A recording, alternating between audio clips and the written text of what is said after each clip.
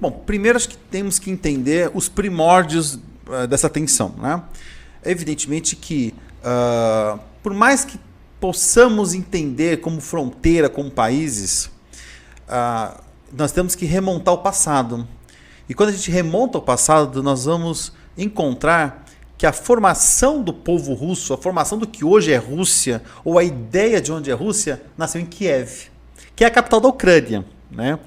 Então, só por este detalhe, nós percebemos que a cultura russa e aquilo que vai ser depois a cultura ucraniana são muito próximos. Bom, depois, aqui nós temos que fazer sempre um pequeno momento histórico, né? Teve a questão da União Soviética, a Ucrânia foi uma das repúblicas socialistas da União Soviética, e no tempo da União Soviética, a fronteira não era como você tem como Brasil e Argentina, Brasil e Paraguai, tem restrições, era uma fronteira mais livre, o que permitiu que muitos russos, ou com aquela cultura russa, estivessem na Ucrânia.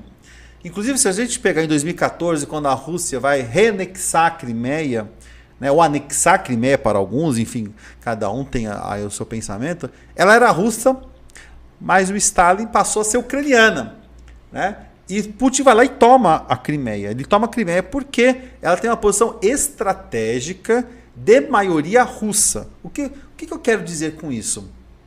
Que apesar de você estar num território da Ucrânia, a maioria daquela população falava russo, era da cultura russa e se sentia russa.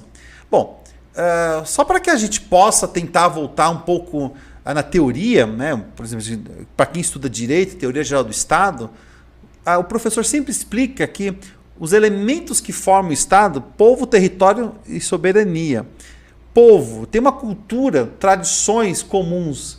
Então veja, se aquele povo tem tradição conforme aquilo que já estava sedimentado ali, é muito fácil de você chegar e tentar cooptar ele para o seu país.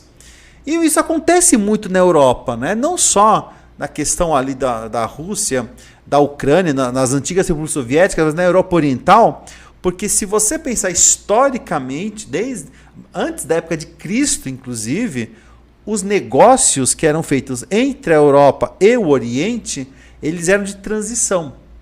E essa parte do meio do caminho, muitos povos ficam. Então, por isso tem países pequenos com culturas próprias. Então, você tem muitas culturas que elas não são tão diferentes entre si. Então, se você pega lá, por exemplo, Hungria, Polônia, Tchecoslováquia, Moldávia, Ucrânia, são eslavos. Rússia, eslava também, né? Então, é uma grande cultura que está um pouco subdividida. E a diferença entre eles não é tão grande. Então, quando você pega, por exemplo, esse primeiro ataque que o presidente Putin vai fazer de anexar, não só de promover a independência das áreas de Donetsk e Lugansk, que são áreas de maioria russa. Então, são áreas que não tem conflito. Não tem conflito porque eles aceitam a questão da Rússia estar ali. É como se fosse libertar para eles. Então é um conceito diferente que nós aplicaríamos, por exemplo, aqui no Brasil, né? Esse é o primeiro ponto. O segundo ponto é você entender a questão da identidade nacional. O que é uma identidade nacional? O que é que te faz ter uma identidade nacional? Isso é o que está sendo posto à prova agora, né?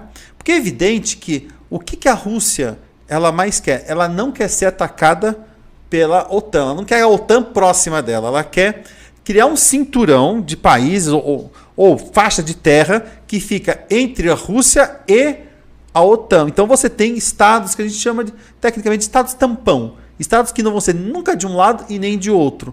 O que ele quis, o que o Putin quer na Ucrânia? Que ela seja um estado tampão, que ela não seja cooptada pela OTAN, para que aqueles mísseis da OTAN não sejam postos ali.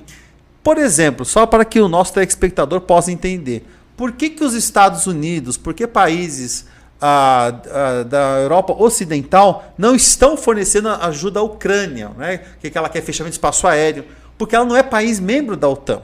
Se ela fosse país membro da OTAN, o ataque do Putin teria uma resposta pronta de todos os países. Então é como se fosse guerra contra tudo e contra todos. Por isso também que muitos especialistas acreditam que esta tensão não vai ultrapassar a fronteira da Ucrânia, porque já teria países da OTAN, e daí os outros estariam habilitados a poder defender aquela área.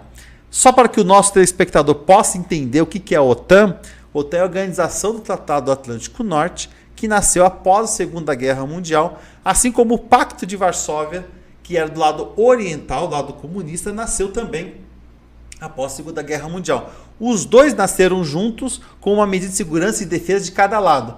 Com a queda do Muro de Berlim e depois, consequentemente, dos países comunistas e da União Soviética, deixa de existir o Pacto de Varsóvia, mas a OTAN ainda existe. Então, uma das perguntas que se faz muito nos dias atuais é por que da existência da OTAN se o inimigo dela, que era o Pacto de Varsóvia, já caiu? Então, por que essa resistência? Por que ela existe? E é isso que está sendo questionado nos dias atuais. Bom, de fato, o estopim dessa questão aí foi a possibilidade da Ucrânia entrar na OTAN? Ou isso é um dos fatores? Tem alguns especialistas aí que especulam que não era só isso, que o Putin havia se preparado há muito tempo já para essa guerra? Bom, evidente que todo conflito, toda tensão faz balançar os mercados globais, né? Então, se nós percebemos que há 2 anos nós estávamos vivendo tempos de pandemia, economias fechadas porque as pessoas estavam em casa, os países perdendo divisas, né? Então, os preços, por exemplo, do petróleo diminuíram, né? Quem é que tem petróleo? Um dos países que tem petróleo? A Rússia. Países árabes. Venezuela. Então, lógico que esses países tiveram problemas nas suas contas. Só para dizer, possa ter ideia de um elemento. Uhum. E é lógico, um elemento ele vai puxar vários outros. Evidente. O conflito ele faz o quê? O contrário. Que o preço sobe. Então, muitas vezes, Thierry, e muitas vezes, telespectador, o conflito, a tensão, ela é provocada para que seja feito um reajuste desses produtos. Se o preço do petróleo estava $70 e hoje está 150, quem tem petróleo vai vender petróleo mais caro. Então, é uma sistemática que você tem que entender também de uma forma da provocação para você ampliar o preço no mercado internacional.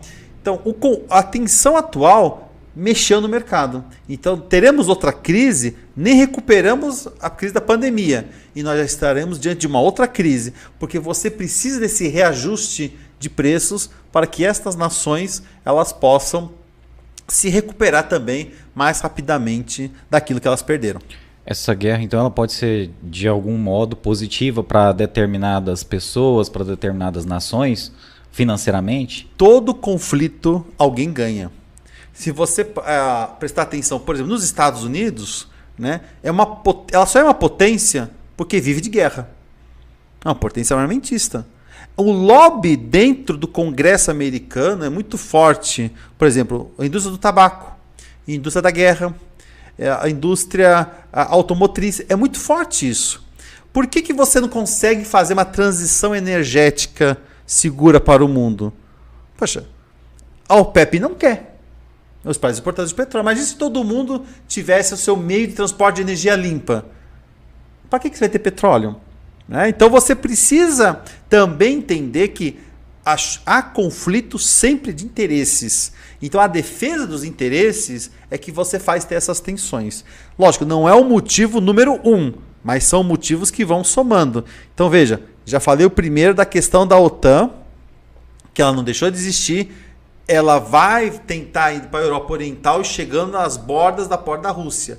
A Rússia, até pelos tratados de Minsk, né, depois da queda da União Soviética, havia sido feita uma concertação com o Ocidente de que não haveria este progresso nas beiras da porta da Rússia. Porque é muito complicado. A Rússia sofre de uma questão de uma compressão.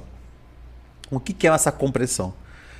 Se você pegar um mapa de bases americanas e bases da OTAN e ter a ideia de Rússia e China, você vai perceber que eles estão rodeados. Todas essas bases rodeiam esses países. O que significa isso? Poxa, se a Rússia perder essa fímbria que ela tem, todos esses mísseis vão estar apontados para ela. Então, ela pode ser invadida. ela pode ser invadida. Então, não é uma questão presente, e sim é uma questão futura. E o segundo ponto é lógico, é econômico. As commodities não estão ajustáveis dos preços que tinham antes da pandemia.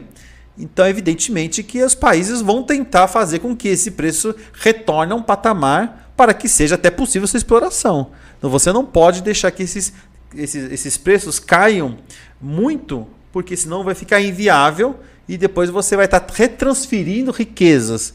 Então, essa questão de interesses e riquezas é o que também justificam a atual tensão.